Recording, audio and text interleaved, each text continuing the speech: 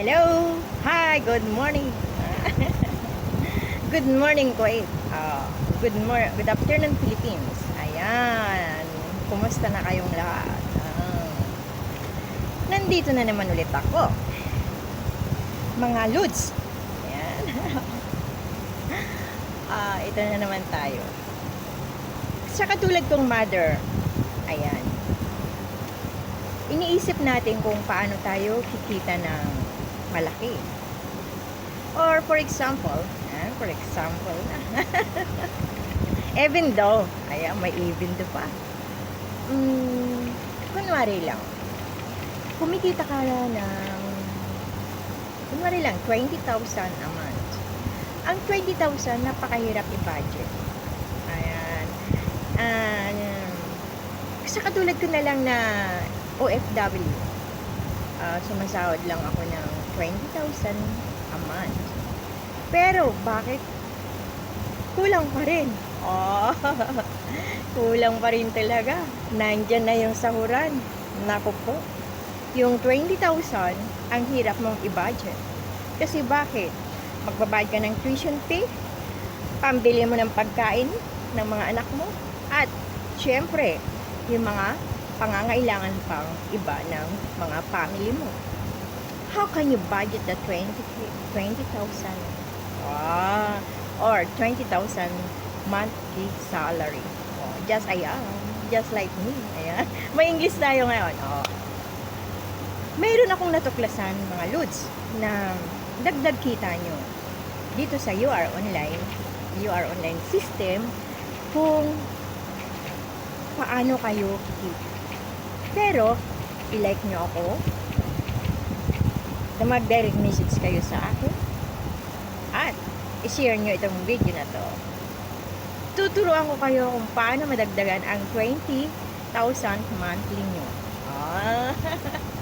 Ayan pala, ganun pala ang kondisyon nun. Oo. Hindi, sinasampol ko lang po yung sarili ko kasi sa katulad kong sumasahod lang ako ng 20,000 a month, parang pagkatanggap mo ng sahod mo, ito na, nakapila na yung mga bayaran. Di ba? Ang sosyal, nakapila na ang bayaran. Sa katulad kong mother, kailangan marunong kang mag-budget. Pero kahit na budget ka ng budget, kung kulang talaga, ay wala kang magagawa, o kaya paano mo kaya pagkakasyahin ang 20K? Yan. Pero may paraan dyan. Ayan, may paraan. Dito sa Your Online kasi, dito kikita ka kung magaling kang dumiskarte. Ayan, dumiskarte na. Ayan, kikita ka ng 20 to 30 a month dito sa UR Online system. Kung kaya't, lagi nyo ko i-follow para masubaybayan nyo ako. At ituturo ko sa inyo kung paano ba kayo kikita ng 20 to 30 a month. Pwede mo ba? Ngayon, yung 20,000 na sa akin lang kasi sumasahod ako ng 20K monthly. Yun. Depende sa rep. Kasi hindi naman, depende mataas, may sobra din. Pag bumaba, kulang na naman yung budget. Di ba? Kaya kailangan natin, mga mother, we need to make an extra income para hindi sumasakit yung ulo natin kung paano ba tayo mag-budget. Di ba? Kasi just like me, ayan na, English tayo eh. Kailangan natin kailangan natin panindigan ang responsibilidad natin sa ating mga kiddos. At tulad na nga may kasabihan na pag tumanda tayo ay sila naman ang mag-aalaga sa atin.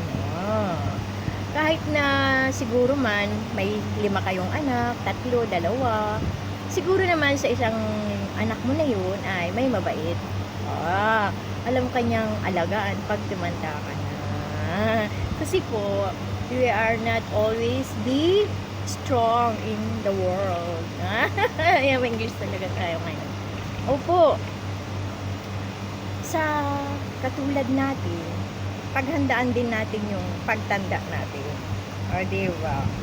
At least, dito sa UR online system, pag nasundan mo, hindi ka na natatakot na, ay, pag tumanda ako, wala akong pera. O, diba? Kaya, lagi nyo akong ipalo para ang pag-iisip nyo, iniisip nyo kung paano kayo pagtanda nyo, siyempre, may mga anak talaga naman na bato-bato sa bato-bato lang sa langit, yan, bato-bato. May mga ano pa, kasi, hindi siguro, karamihan po kasi, yung mga anak natin ay nakakalimot sa magulang. Ayan, may kaunting paalala lang po. Or, example na lang po sa katulad namin OFW. Huwag nang lumayo. Karamihan po sa katulad kong mga OFW ay pag umuwi ay zero. Bakit? So, susunod ko na lang po sabihin na, kaya ipalo nyo ako, mag-direct message kayo sa akin, i-share nyo itong video na to, at ituturo ko sa iyo kung paano kayo kikita ng 20 to 30 a month, at ituturo ko rin sa inyo kung bakit ang OFW pag uwi ay zero. Bye! Thank you! Salamat po! Subscribe! Link to review.